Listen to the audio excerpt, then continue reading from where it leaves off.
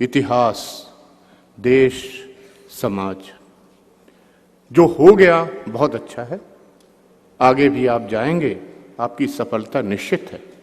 लेकिन आप ही में से आया हुआ एक मध्यम वर्ग का मैं व्यक्ति आपसे कुछ कहना चाहता हूं कि आगामी 3.5 दशकों में जो आप काम करेंगे और आगामी 3.5 दशकों में जो भारत का भविष्य होगा, उसके हिसाब से आपको अपने सोचने के तरीके में परिवर्तन करना होगा, क्योंकि व्यवस्थाएं चल रही हैं, उसका लाभ आपको मिला है और आप दूसरों को भी देंगे।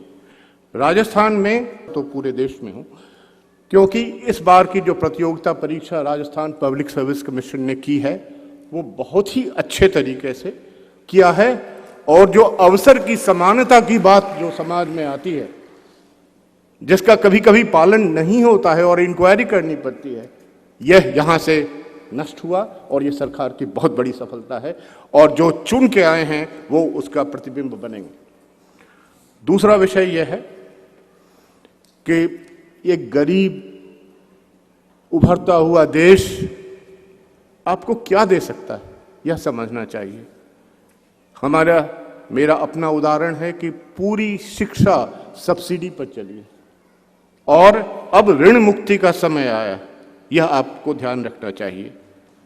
आपको एक ऐसा अवसर मिला है, जैसे मछलियां एक्वेरियम में होती हैं, तैरती रहती हैं, सब लोग उसे देखते रहते हैं, प्रकाश भी रहता है, वैसी स्थिति आपकी होने वाली है।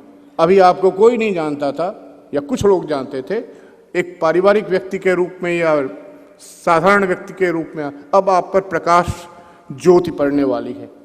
आप जो भी करेंगे उसको समाज देखता जाएगा और अनेक अग्नि परीक्षाओं से आपको गुजरना होगा।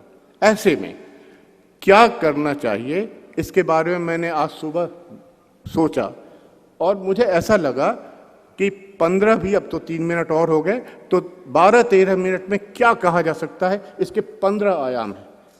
इन 15 आयामों को अगर हम संक्षेप में देखें तो उसके 3 पक्ष होते हैं।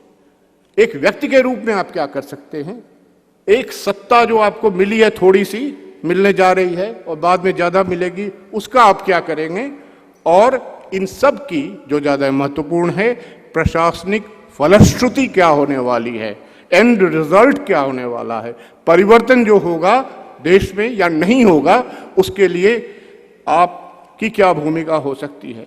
व्यक्ति के रूप में मैं सूत्र रूप में जल्दी जल्दी बातें कहना चाहूंगा। राजस्थान प्रशासनिक सेवा का महत्व ये इस बात से जाना जाता है कि राजस्थान का भूभाग यूरोपियन यूनियन के कई देशों से बड़ा है। राजस्थान की जनसंख्या जो है, जिसकी आपको सेवा करनी है, उसका विस्तार कई उभरते हुए विकासशील देशों से बड़ा है, और जिस इतिहास से सरदार पटेल ने जोड़ के हमें राजस्थान बनाकर दिया और उसके बाद जिस तरह से हम निर्मित कर रहे हैं, तो इतिहास की जो अच्छी बातें हैं उसे तो आप उसमें मूल्यवर्धन करेंगे ही, लेकिन जो कुछ उस पर कमियां हैं उस पर आप ध्यान रखेंगे। एक लाइन में पहली बात यह होती है कि व्यक्ति के रूप में आपका भौगोलिक संदर्भ महत्वपूर्ण है। आप राजस्थान की जनता, आप अपने सहयोगियों, व्यवस्था की सीमा और संभावनाओं को आईएएस के अधिकारियों से ज्यादा अच्छी तरह से समझेंगे जो यहाँ के नहीं हैं। इसलिए भारत के प्रशासन में जो व्यवस्था है कि केंद्र के आधे यहाँ से आए हुए आधे, ये दोनों मिलकर जब करते हैं तो काडर बनता है।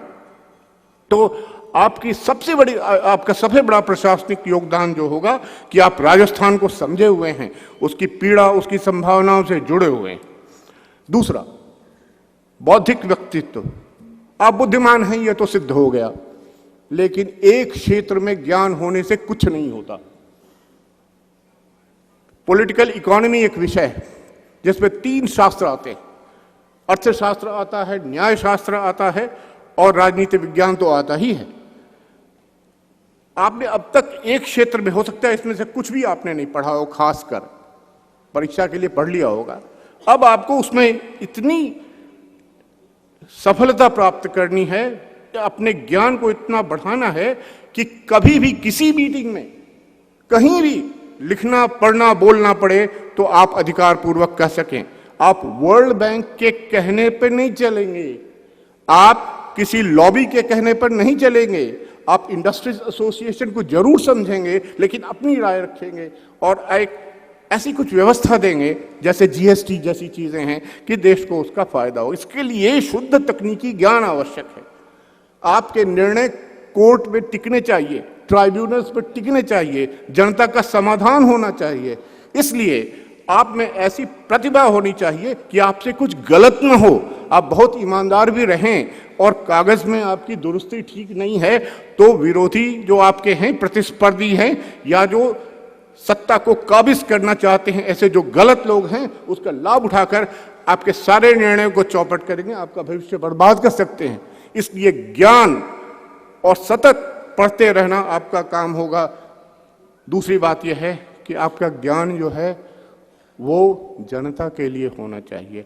एकेडमिक डिस्कशन हो चुका, अब आप छात्र नहीं हैं तो ज्ञान की जो वो है कि जो लोक भावना की ओर ले जाता है, जो गलत है उसे हम रिजेक्ट करेंगे। तीसरी, शारीरिक सामर्थ्य। बहुत कष्ट होता है, दिन रात काम करना होता है और आप जितना काम करेंगे उससे उतना काम लिया जाएगा और आपको प्रसन्न होना चाहिए। ऐसे में आपकी वाणी, आपका इंद्रिय निग्रह, आपके हर तरह की चीज ऐसी होनी चाहिए कि आप शारीरिक रूप से टिक सके। नहीं तो क्या होगा कि शुरू में आप एग्जॉस्ट हो जाएंगे, बाद में आप फिनिश हो जाएंगे। नहीं, आपको तो अंत में योगदान देना है तो अंत तक आप टिक सके। और रिटायर्ड होने के बाद भी आप प्रबोधन जैसे काम, लिखने पढ़ने का काम, नीति निर्धारण का काम, समीक्षा करने का काम अगर कर सकें तो बहुत बड़ी बात है। तीसरी चीज, इसका उल्लेख हो चुका है, नीर शीर विवेक। पानी क्या है, दूध क्या है, इसकी पहचान आपको होनी चाहिए। और आपको कोई कुछ भी कह रहा है और आप उसी तरह से चलेंगे, ऐसा नहीं है। आपकी अपनी अस्मिता है, आप अपनी अस्मिता बनाएंगे और शुरू से बनाकर रखेंगे तो बाद में आपका काम आसान हो जाएगा। आपसे कोई गलत अपेक्षाएं नहीं करेगा। अंतिम बात जो व्यक्तित्व के बारे में है वो संवाद प्रवाह। हमारे एक से एक नेतृत्व करने वाले जो लोग हैं उनमें संवाद की अभूतपूर्व क्षमता होती है। प्रधानमंत्री को देखिए, उस क्षमता के आधार पर वो संवाद स्थापित करते हैं। आपका उस तरह का रोल नहीं होगा, लेकिन आप जब अपनी बात कहेंगे तो उस ओथ के हिसाब से कहेंगे, उस शपथ के हिसाब से कहेंगे जो आप शुरू में लेंगे। I shall work without fear, I shall work without fear, without favour, malice, without malice, without ill will. ये चारों चीजें जब काम करने में बहुत दिक्कत करती हैं और उस समय हर बार जब संकट में आएंगे तो सोचना चाहिए कि आपका व्यक्तित्व उस डायरेक्शन में जा रहा है। दूसरा, सत्ता। व्यक्तित्व हो गया, सत्ता आपको जो दी गई है, कृपा कर समझें कि यह संविधान प्रदत्त संस्था है, सत्ता है। ये आपके व्यक्तिगत गुणों के कारण सत्ता नहीं दी गई है, जनहित में सत्ता दी गई है। और इसका बोध किसी भी रिट पिटीशन के आंसर में, किसी जगह कहने में और अपने दिमाग को ठीक रखने के लिए ये बहुत आवश्यक है, क्योंकि डिस्क्रिशन का जिस तरह से दुरुपयोग हो रहा है उससे जनता भी त्रस्त है, व्यवस्था भी त्रस्त है और भारत भी त्रस्त है। ये एक बहुत बड़ी चुनौती है, हमें है जो देखनी है कि हम सत्ता में प्रशासन की सीमा। दूसरी चीज, राजनीतिक नेता लायबिलिटी नहीं है, एसेट्स हैं। ऑस्ट्रेलिया के कंडक्ट रूल में स्पष्ट लिखा है, a minister shall never be taken by surprise by bureaucracy. आप ऐसा कुछ भी चुपचाप नहीं करेंगे जो उत्तर देते समय मंत्रियों को, मंत्रिमंडल को या जो भी उनको दिक्कत हो, आप संवाद बना के रखेंगे। आप दुम नहीं हिलाएंगे लेकिन आप संवाद रखेंगे और वो संवाद ही साथ में आगे बढ़ें। दूसरा है कि रोल क्लैरिटी बता दिया, स्वविवेक बता चुका हूं। डिस्क्रिशन, इसका कैसे उपयोग किया जाएगा उस पर पूरा न्याय, मेरी पीएचडी न्यायशास्त्र पर तो मैं जानता हूं कि वो डिस्क्रिशन का कैसे यूज होगा, मिसयूज होगा, ये भी जरूरी है। अंतिम एक बात और है जो सत्ता है, वो नीतिगत समन्वय।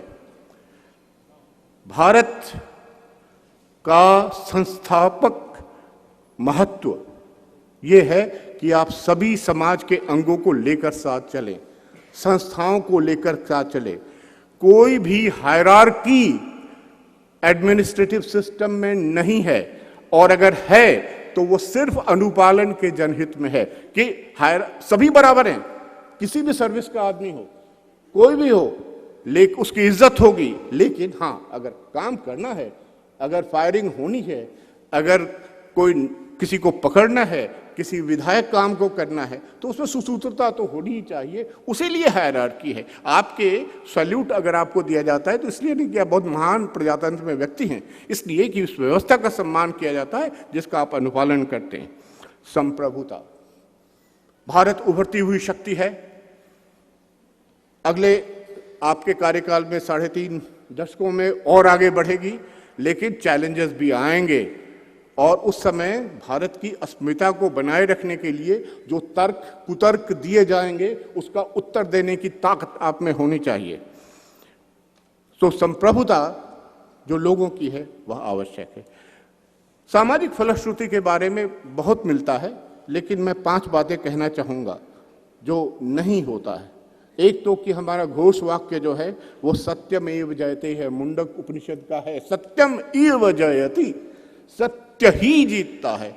आपके संबंध प्रशासन में जनता से अंदर अगर सत्य पर आधारित होंगे तो फिर आप आगे बढ़ पाएंगे। अगर वो मिथ्या कथन, छिपाव या दुराव से चलेगा, वो कहीं नहीं चल सकता है, प्रशासन में तो नहीं ही चलेगा। दूसरा है न्याय। Justice is the first virtue of institutions. John Rawls नाम के दार्शनिक हैं, उनकी किताब है ए थियरी ऑफ जस्टिस, उसके पेज 3 पर एक छोटा सा वाक्य है, as truth is the essence of personal relationship. सत्य पर ही संबंध आधारित होते, मैंने अभी कहा। Justice is the first virtue of institutions. जो व्यवस्था न्याय नहीं देती है, रॉल्स कहते हैं उसे रिजेक्ट करना चाहिए, वो कितने भी एफिशिएंट हो तब भी। So it is the first virtue. न्याय करते जाएंगे और संविधान तो हमारा बेस्ट है इसमें, उसके बस पकड़ के लकीर को, उसकी व्याख्याओं को समझ के, उसके सभी चीज़ों को पढ़ते हुए आप चलेंगे तो आगे बढ़ेंगे। दूसरा है करुणा। सत्य न्याय करुणा के साधक के रूप में आपको जाना जाएगा। करुणा का मतलब आंसू बहाना नहीं है। कोर्ट बहुत बार कह चुका है, सुप्रीम कोर्ट भी, मिसप्लेस्ड कंपैशन नहीं। सीजर का एक बहुत बड़ा वाक्य है शेक्सपियर में, जूलियस सीजर में, गिड़गिड़ाता हुआ एक आदमी आता है जूलियस सीजर के पास और कहता है कि मुझे क्षमा करो। काफ्का नाम था उसका।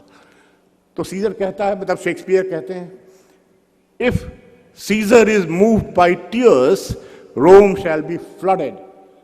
तो आंसू में डूबना नहीं है आपको वैसा करना है जैसे आप श्राद्ध में करते हैं। दुखी हैं लेकिन फिर भी हर धर्म को आप ठीक से पालन करते हैं और अपने आत्मा के पितरों को शांति देते हैं। उसी तरह जो करेंगे संविधान को बनाने वाले देश के निर्माताओं, जिन्होंने जान दी है, भगत सिंह जैसे लोगों, उनको श्रद्धांजलि का बेस्ट तरीका है कि करुणा के साधक बने, लेकिन ये करुणा स्वार्थ से परे हो। 2 बातें और हैं बस। प्रज्ञा की बहुत चर्चा हुई है दर्शन शास्त्र में। मैं यहां ये कहना चाहता हूं कि एरिस्टोटल पर जाएं। एरिस्टोटल की एक पुस्तक थी नोमिखानियन एथिक्स, जिन्होंने कहा कि 5 कार्डिनल वर्च्यूज होते हैं। मैं 5 का उल्लेख नहीं करूंगा, समय नहीं है, लेकिन 2 चीजें बहुत जरूरी हैं, प्रूडेंस और टेम्परेंस। प्रूडेंस क्या है भाई? किताब तो देख देख के आप अगर काम करेंगे, मैनुअल देख देख के, तो और या क्रिटिसाइज करते रहेंगे व्यवस्था को, उससे नहीं होगा। गाड़ी चलनी चाहिए, ड्राइवर वही अच्छा है जो व्यवस्थाओं के बावजूद भी आगे बढ़ सके। तो ये प्रज्ञा हुई। और टेम्परेंस तो आप सभी जाएंगे। साहब का गुस्सा, कभी कभी कोर्ट का भी गुस्सा ऐसा होता है जो लोगों में आतंक निर्माण करता है। ऐसी स्थिति में जितना बुद्ध के हिसाब से शांत रहेंगे, ट्रैंक्विल माइंड रहेगा, उसके लिए बहुत अपने को साधना पड़ता है और आगे बढ़ना पड़ता है। तो प्रज्ञा ऐसी होनी चाहिए जो एक तरफ व्यावहारिक हो, दूसरी तरफ टेम्परेंस मतलब बैलेंस बना के चले, लेकिन टुच्ची तरह की वो की व्यावहारिकता नहीं, जो इरादा कुछ और हो, कर कुछ और रहे हो। और अंत में मेधा। आप मेधावी हैं, लेकिन क्या आपके नीचे हजारों लोग जो काम करेंगे, क्या उनकी बातों को आप सुनेंगे? क्या समाज में जो शीर्षकहीन है आपकी आस्था है, या फिर आप लिटिल डिक्टेटर की तरह हैं, जिसका चार्ली चैपलिन ने बहुत अच्छा नाटक किया है, फिल्में बनी हैं, वो छोटा तानाशाह जो अपने को इतना महान समझता है कि दूसरे उस पर हंसते हैं। तो ये जो है ना, टैलेंट मैनेजमेंट बहुत ज़रूरी है। आपके साथ लोग, जैसे उत्कर्ष में हो रहा है, आपके साथ बढ़ने वाले लोगों को आप कितना आगे बढ़ाते हैं, वो महत्वपूर्ण है। और दूसरा है नॉलेज मैनेजमेंट। टेक्नोलॉजी बदल रही है, ई गवर्नेंस बदल रहा है, मोनेटाइजेशन, डीमोनेटाइजेशन, सारी चीज़ें जो आ रही हैं, जीएसटी बता रहा है कि सिर्फ अपने नॉलेज से, ट्रेडिशनल नॉलेज से कुछ नहीं होगा। नॉलेज वही है जिसे कहा भी गया है शास्त्रों में, सा विद्या व विमुक्तेत, जो विमुक्ति देती है, मुक्ति देती है, वही विद्या है, वही सार्थक है।